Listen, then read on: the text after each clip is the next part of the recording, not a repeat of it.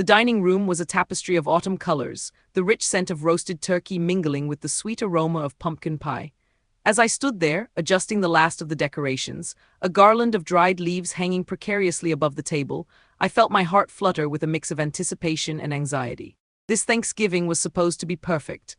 I had envisioned laughter, warmth, and a fleeting moment where my family could forget their grievances, if only for a day. Yet the air was thick with unspoken tension, a palpable reminder of the fractures lurking beneath our surface. With each family member that arrived, I noted their expressions: my mother's tight-lipped smile, my son's reluctant nod, and my partner's reassuring squeeze of my hand. "Just breathe, Amanda," I whispered to myself, aligning the silverware with meticulous precision. The table was set like a stage, each dish a prop ready for the performance of familial harmony. But deep down, I knew that the play was doomed. The script was riddled with conflict. As we gathered around the table, I felt the weight of their gazes. My son, usually so lively, sat with his arms crossed, his eyes darting between his plate and the door as if he were waiting for an escape. I glanced at my mother, who was already preparing her criticisms, her sharp tongue lurking beneath the guise of holiday cheer. A toast was proposed, and I raised my glass, my voice trembling slightly. "To family," I said, trying to infuse my words with the warmth I desperately wanted to convey. But then it happened. My son's voice cut through the air like a knife, loud and accusing. "You embarrass me." The room fell silent, the clinking of glasses halted, and all eyes turned to me, wide with shock. My cheeks burned with humiliation, the warmth of the festive gathering replaced by a chilling wave of disbelief. Laughter was forced, awkward, like a dam trying to hold back a flood. I could see my mother's eyes glinting with a mixture of satisfaction and disdain as I struggled to recover my composure. How had it come to this? In that moment, I realized that the facade I had tried to maintain had crumbled, exposing the raw, festering wounds of our family dynamic. I wanted to scream, to confront the truth of what lay beneath our smiles. But instead, I sat there, frozen, caught between the desire for a perfect Thanksgiving and the reality of our fractured relationships. The dinner continued, but the laughter felt hollow, echoing the chaos that was yet to unfold, laying the groundwork for a tumultuous holiday that none of us would ever forget. The table was lavishly set, each dish a vibrant testament to the holiday spirit, yet the air was thick with an unspoken tension that made my stomach churn. I could smell the rich aroma of roasted turkey mingling with the sweet scent of cranberry sauce, but it did little to mask the awkward silences that punctuated our gathering. Family members exchanged glances that were heavy with unarticulated grievances, their eyes darting away whenever they met mine. I could feel the pressure building, a tight knot in my chest as I fought to keep the atmosphere light and cheerful, despite the growing sense of dread. As the dinner progressed, I caught my son, Jake, stealing furtive glances at his phone, his disinterest palpable. It stung more than I cared to admit. "Jake, why don't you help me with the toast?" I suggested, trying to draw him into the moment, hoping to spark some enthusiasm. He shrugged, his face a mixture of annoyance and teenage apathy. I forced a smile, but inside I felt a wave of embarrassment wash over me. I wanted nothing more than for this dinner to be a success, a moment of unity, but the cracks in our family dynamics were becoming increasingly visible. When I finally stood to make the toast, my hands trembled slightly, the weight of expectation hanging heavily on my shoulders. The room quieted, anticipation hanging thick in the air. I cleared my throat, my heart racing as I began to speak.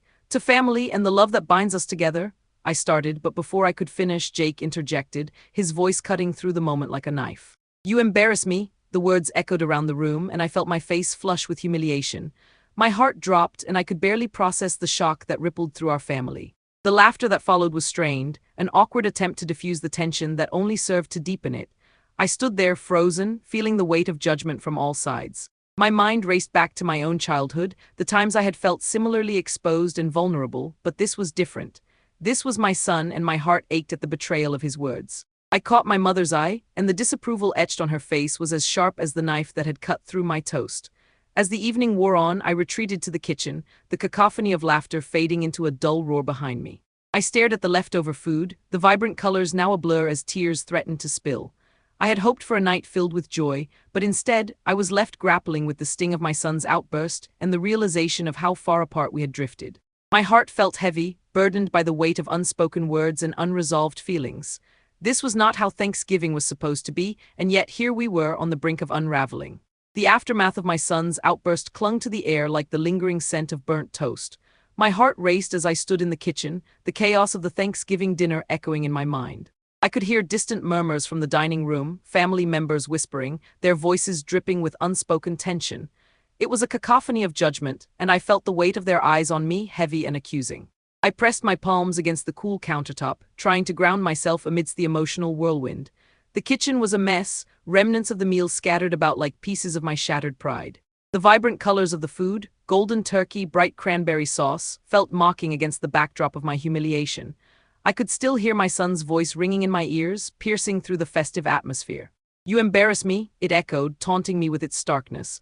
In that moment I was consumed by a surge of anger mixed with disbelief. How could he say that? I thought back to the countless sacrifices I had made for him, the late nights spent worrying about his future. The frustration boiled within me, igniting a fire that urged me to confront him, to demand an explanation for his cruelty. Why was I always the target? I took a deep breath, fighting back the sting of tears that threatened to spill over. I was torn between the desire to lash out and the instinct to protect him, to understand what had driven him to such a public declaration of disdain. I needed answers, yet I feared the confrontation would only deepen the chasm between us. The kitchen door creaked open, and I turned to see him standing there, a shadow of uncertainty etched on his face. He shifted his weight from one foot to the other, avoiding my gaze, and I felt a pang of sympathy amidst my anger. "Mom, he started, but I cut him off, my voice trembling with pent-up emotion. "What were you thinking?" I demanded, my words sharper than I intended. "You humiliated me in front of everyone." There was a pause, a beat of silence where the air felt electric, charged with the weight of our unspoken feelings. I could see him flinch, a flicker of regret passing across his features. "I didn't mean it like that," he stammered, his hands balling into fists at his sides. "It just came out wrong, I was just frustrated." "You don't get it." The hurt in his voice pierced through my anger, and I felt my resolve waver. Did I really understand? I had spent years trying to navigate the complexities of motherhood, and here I was, failing to connect with my own child. My heart ached at the realization that we were both trapped in this cycle of misunderstanding. I wanted to reach out to bridge the gap, but the fear of whether I could truly mend what was broken held me back. "What do you mean?" I pressed, my voice softer now, searching for clarity. He hesitated, the tension in his shoulders easing slightly. "I just feel like you don't see me anymore. It's always about you and your expectations. I can't live up to that. You make it impossible to be myself. You don't understand me." His words were like a punch to the gut, raw and unfiltered, leaving me breathless. I took a step back, the reality of his feelings washing over me like a cold wave. I had been so focused on my own struggles that I had overlooked his. I felt my defenses crumbling, a mixture of shame and realization flooding through me. "I'm sorry if I've pushed you away," I whispered, my voice barely above a murmur. "I never meant to make you feel that way. I just want what's best for you." The sincerity in my words hung in the air, a fragile offering amid the wreckage of our relationship. As I looked into his eyes, I saw a flicker of understanding, a glimpse of hope amidst the turmoil. We were both hurt, both struggling to navigate the choppy waters of our family dynamics. Perhaps this confrontation was the beginning of something new, a chance to unravel the misunderstandings that had built up over time. But I knew it wouldn't be easy. The path to healing would require honesty, vulnerability, and above all, forgiveness. The dim lighting of our living room felt oppressive as we gathered for what was supposed to be a family meeting. A heavy silence hung in the air, each second stretching out like an eternity. I could feel the tension radiating from my son, his expression tight as he sat across from me, his arms crossed defensively. The scent of burnt turkey lingered from dinner, a reminder of the chaotic evening we had just endured, and the atmosphere was thick with unspoken words that hovered, ready to ignite at any moment. As I looked around at the faces of my family, I felt a wave of frustration wash over me. This was not how I envisioned our attempts to reconcile. We were not a family in harmony, but rather a collection of individuals trapped in our grievances. My partner sat beside me, his brow furrowed with concern, a silent plea for patience. He had always been the one to bridge the gap between us, but even he seemed at a loss for words in this charged environment. "We need to talk about what happened during dinner," I finally managed to say, my voice steady despite the turmoil inside me. I glanced at my son, whose gaze dropped to the floor, avoiding my eyes as if my words were daggers aimed at his vulnerabilities. He shifted uncomfortably, and I could see his jaw clench, a physical manifestation of the storm brewing within him. "I didn't mean to embarrass you, Mom," he mumbled, the defiance in his voice barely masking the hurt beneath. I could sense the walls he had built around himself, fortified by the embarrassment of the previous night. It was a moment that felt both like a step forward and a chasm that threatened to swallow us whole. I took a deep breath, trying to choose my words carefully. "You need to understand that your words hurt me deeply. They cut straight to my heart," I said, my voice trembling slightly with the weight of my emotions. I could feel the heat rising in my cheeks, a mix of anger and sadness swirling within me. I remembered the shocked faces of our family members from last night, the awkward laughter that followed the outburst, and the profound sense of isolation I felt in that moment. He finally looked up, his eyes searching mine, revealing a flicker of regret. I don't want to be known as the kid with the embarrassing mom." It's hard enough growing up, and I felt like everyone was laughing at me. I was just trying to defend myself in that moment. I could see the vulnerability in his expression, and it tugged at my heart. This was more than just an outburst. It was a reflection of the pressures he faced, pressures I had overlooked in my own pain. I shifted in my seat, my hands trembling slightly as I fought to maintain my composure. I understand that, but there are better ways to express your feelings. We're family, we should be supporting each other, not tearing each other down, I said, my voice softening, hoping to break through the barrier he had erected. His shoulders slumped, the defensiveness melting away for a moment as he processed my words. Yet, as I looked into his eyes, I felt a sense of hopelessness creeping in. Would we ever truly find a way to bridge this gap? The lingering resentment was palpable, and I could feel it twisting within me, a knot of frustration and sadness. My heart ached with the realization that we were still so far from healing. The conversation continued, but the breakthroughs I had hoped for felt elusive. Each attempt to connect seemed to lead us back to the same frustrated points, the same hurtful memories resurfacing like ghosts from the past. I could see the exhaustion on my partner's face, his attempts to mediate falling flat as the hours passed and we remained at a standstill. Finally, as the evening drew on, I sensed a shift in the atmosphere. An unexpected knock at the door broke the oppressive silence, and we all turned in unison, startled. I glanced at my son, who looked equally intrigued and apprehensive. This was the moment that would change everything, or so I hoped. Whatever awaited us on the other side of that door had the power to force our family to confront the unresolved issues that had festered for too long. I sat at the kitchen table, the morning light filtering through the window, casting a warm glow over the scattered papers filled with my hastily scribbled plans. The aroma of freshly brewed coffee wafted through the air, mingling with the faint scent of cinnamon from last night's dessert. My heart raced as I contemplated the monumental task ahead of me. How could I possibly mend the rift that had grown between my son and me? Determination surged within me, but a twinge of despair clawed at my insides. This wasn't just about me, it was about healing our family. As I penned my thoughts, I could hear the faint sounds of my son moving around the house, his footsteps heavy with reluctance. A part of me wanted to call out to him, to invite him to join me in this moment of planning, but the fear of rejection held me back. I could still feel the sting of his outburst from Thanksgiving echoing in my ears, and it made my heart ache with remorse. Would he even want to hear what I had to say? I took a deep breath, trying to steady my racing heart. Memories of our happier times flooded my mind, the laughter we shared over silly games, the late-night talks that felt like a balm to my soul. I longed for that connection again, but the road ahead felt daunting. Would he see my intentions as genuine, or would he only remember the hurt I had caused? Once I gathered my courage, I decided to reach out. I stood up and moved toward the living room, my palms clammy and my pulse quickening. There he sat on the couch, eyes glued to his phone, seemingly lost in a world I felt increasingly excluded from. I hesitated at the threshold, my heart pounding as I tried to find the right words. "Can we talk?" I finally managed to say, my voice barely above a whisper yet heavy with urgency. He looked up, his expression unreadable, and nodded slowly, the tension palpable between us. I felt the weight of the moment settle like a stone in my stomach as I took a seat opposite him. "I want to try to make things right between us," I began, my voice trembling slightly. His eyes narrowed and I could see the walls he had built around himself. "I know I hurt you during dinner," he interrupted, his voice sharp and defensive. "You don't get to just fix this with a few words, Amanda." His tone cut through me like a knife and I flinched, the sting of his pain evident. Taking a deep breath, I pressed on, determined. "I know it's going to take more than that, and I'm willing to put in the effort. I've been thinking about what I can do to heal our family, to show you I care." I gestured to the papers filled with my ideas, revealing my vulnerability in the hopes of igniting a spark of willingness in him. He glanced at the notes, skepticism etched on his face. "What are you even talking about? It's not just about plans, it's about trust, and I don't know if I can trust you right now." I felt my heart sink further, the reality of our fractured relationship weighing heavily on my shoulders. A silence hung in the air, thick with unspoken feelings as I searched for the right words to bridge the chasm between us. I could sense his reluctance, the hurt still fresh as I fought against the urge to recoil from his defensive stance. "I understand that you're angry, and you have every right to be. I just want a chance to show you that I'm committed to rebuilding our bond, no matter how long it takes. I'll do whatever it takes to prove that to you," I said, my voice steady yet filled with emotion. He looked away, the tension in his jaw tightening as he processed my words. I held my breath, waiting for any sign of understanding, hoping that beneath his reluctance, there was still a flicker of the sun I once knew. In that moment, I realized that healing would be a long journey, filled with obstacles and setbacks. But I was determined to navigate it, no matter how challenging it became. I just needed to find a way to reach him, to break through his walls and show him that I was ready to fight for our family, even if it meant facing the dark truths of our past. As I sat there, I felt a mixture of despair and hope swirling within me.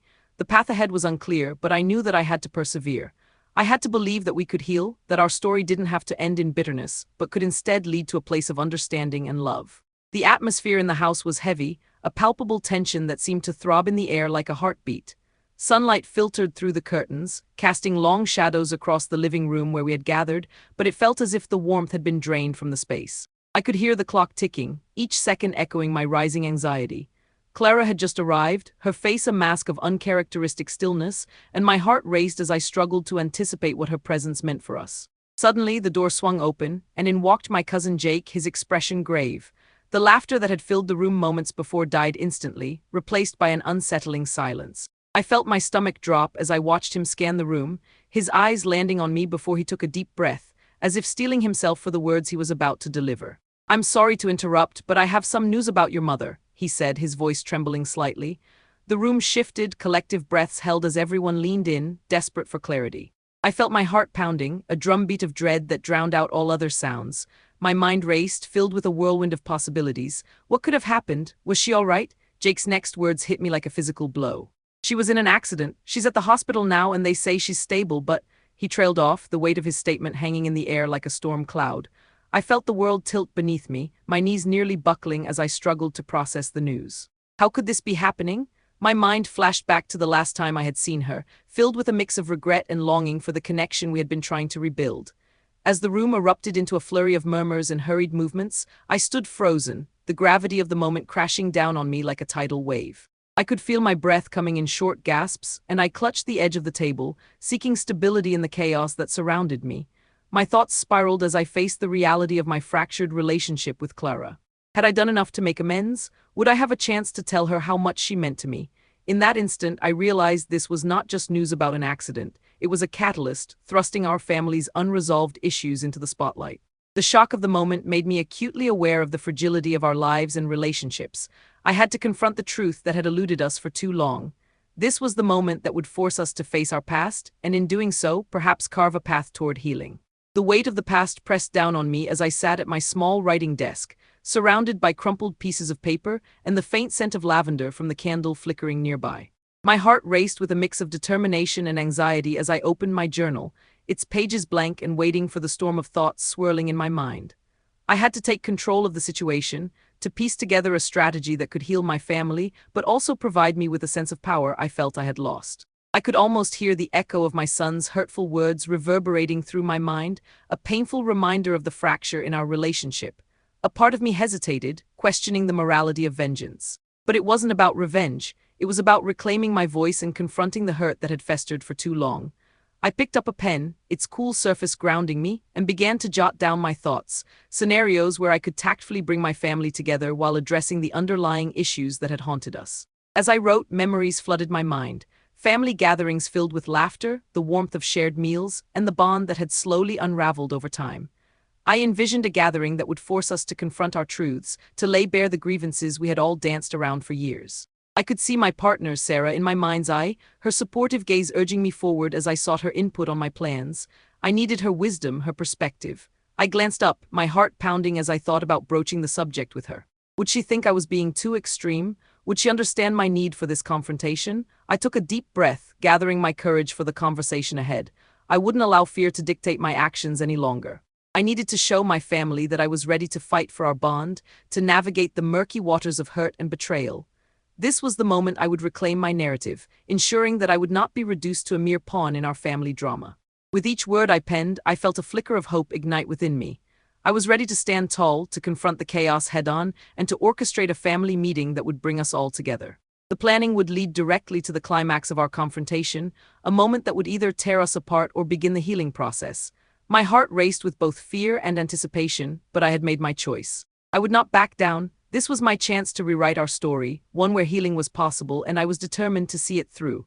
The living room felt like a battleground, charged with an electric tension as I faced my son Jason, who stood defiantly across from me. The walls, adorned with family photos that had once captured our joy, now seemed to loom ominously, echoing the unspoken grievances that had festered within our family. I could hear the clock ticking, each second amplifying the weight of the moment, while the faint smell of burnt coffee lingered in the air, a reminder of the chaos that had preceded this meeting. I took a deep breath, feeling the heat radiating from my cheeks as I prepared to unleash my pent-up emotions. Jason, we need to talk about what happened at dinner. Your words pierced through me like a knife. You embarrass me. Those words still echo in my mind. My voice trembled slightly, betraying the whirlwind of feelings swirling inside me. I could see his expression shift, a flicker of regret flashing in his eyes before it hardened again. I didn't mean it like that, Mom, he replied, his tone defensive, arms crossed tightly over his chest. The gesture felt more like a shield than a barrier, and I could sense the walls he had built around himself, trying to protect his own vulnerability. I pressed on, determined to break through his defenses. But that's exactly it. You don't realize how much those words hurt me. They were a public declaration of your disdain, and they shattered my heart in front of everyone. I gestured wildly, the frustration bubbling to the surface. Memories of the laughter that had filled the room moments before his outburst washed over me like a cruel tide, drowning the happiness I had hoped for. Jason opened his mouth, then hesitated. I could see the internal struggle painted across his face, and for a moment my heart swelled with hope. I just wanted everyone to see me as something other than your son. I wanted to be my own person. The sincerity in his voice cut through the tension, and I felt a pang of empathy alongside my own hurt. I remembered my own struggles to carve out my identity amidst the expectations of my family. I took a step closer, lowering my voice to a softer tone, attempting to reach him. I understand wanting to be seen. I've been there, Jason, but tearing me down in front of everyone, that's not the way to do it. We can't heal if we're just throwing daggers at each other. I need you to understand the pain we're causing each other. We're family, and we're meant to lift each other up, not tear each other apart. Tears pricked at my eyes as a mix of anger and sorrow flooded my heart. I could see Jason's defenses waver, his eyes glistening as he fought against the emotions threatening to spill over. You don't understand how hard it is for me to balance everything, he shouted, frustration seeping into his voice. The intensity of his emotions ignited a fire within me, and I felt a catharsis building as I responded. Help me understand then. Help me to see you, not just as my son, but as your own person. We can't heal if we don't communicate. The air crackled with unspoken words, as if the room itself was holding its breath, waiting for a breakthrough. Finally, Jason uncrossed his arms, his shoulders slumping as the fight drained from him. I'm sorry, Mom, I didn't mean to hurt you. I just felt trapped and I lashed out. I didn't know how else to express what I was feeling. I'm scared too, he admitted, his voice barely a whisper. In that moment, I felt the walls between us begin to crumble. We were both scared, lost in our own fears, and it was time to bridge the gap with understanding instead of resentment. I'm sorry too, Jason. I want to understand you, to support you through this chaos. Let's navigate this together because I love you and I refuse to let this moment define us. We can find our way back if we just talk. The days following the confrontation felt surreal, as if I had stepped into a different reality. The house, once filled with tension, now echoed with a tentative peace. The sun filtered through the kitchen window, casting a warm glow on the breakfast table where Clara and I sat together, the silence between us comfortable rather than strained. I could smell the rich aroma of freshly brewed coffee mingling with the faint sweetness of cinnamon, a scent that seemed to signal a new beginning. I glanced at Clara, who was pouring herself a cup, her movements deliberate and calm. There was a softness in her expression that I hadn't seen in a long time, a hint of acceptance that made my heart swell with hope. How about we try making those pancakes you used to love? I suggested, my voice breaking the quiet. She looked up, surprise flickering across her face, but then a smile crept in. I'd like that, she replied, her tone light, and for the first time in ages, I felt a genuine connection forming between us. As we cooked together, laughter bubbled up unexpectedly, a sound that felt foreign yet welcome. It was as if the walls we had built were slowly crumbling, revealing the warmth and love that lay beneath. I remembered the countless mornings we had spent side by side in this very kitchen, flipping pancakes and sharing secrets. Each flip of the spatula felt like a step closer to healing the wounds of our past, and I could see Clara relaxing, her shoulders loosening as we fell into our familiar rhythm. Later that day, I took a moment to reflect on the journey we had both undertaken. Sitting on the porch, watching the leaves dance in the autumn breeze, I felt a sense of relief wash over me. The weight of guilt that had once clung to me like a heavy cloak was lifting, replaced by a burgeoning hope for our future. I recalled the moments of tension we had endured, the sharp words exchanged, and how far we had come from that painful dinner. Clara joined me, her presence grounding, and as she sat beside me, I realized that forgiveness was not just about absolution. It was about understanding and empathy. I'm grateful for this time we're spending together, I said softly, turning to face her. She nodded, her eyes reflecting the same realization. Me too, Zoe, I think we're finally starting to see each other again, she replied, her voice steady and sincere. As the sun dipped below the horizon, painting the sky with hues of orange and pink, I felt a warmth spreading through my chest. The road ahead was still uncertain, but for the first time I believed we could navigate it together. The past would always be a part of us, but it didn't have to define our relationship. I took a deep breath, allowing the air to fill my lungs, and whispered a silent promise to myself. I would cherish this newfound connection and nurture it, no matter the challenges that lay ahead. In that moment of quiet reflection, I knew that while healing takes time, it was a journey worth embarking on. Clara and I were on the path to rebuilding our relationship, one conversation, one pancake at a time. And as the stars began to twinkle in the night sky, I felt a flicker of hope igniting within me, a beacon guiding us toward a brighter future. The warmth of the sun streamed through the window, casting a golden glow on the family gathered around the table. The laughter and chatter filled the air, creating a symphony of joy that wrapped around me like a comforting blanket. I sat back, allowing the moment to wash over me, a stark contrast to the turmoil we had faced not long ago. Clara and I had come a long way, our relationship slowly mending with each shared smile and understanding glance. I could feel the weight of our past lifting, replaced by a sense of hope and possibility. As I glanced around the room, I noticed the small gestures of affection, my partner squeezing my hand, Clara sharing a laugh with my son, a moment of connection that felt monumental.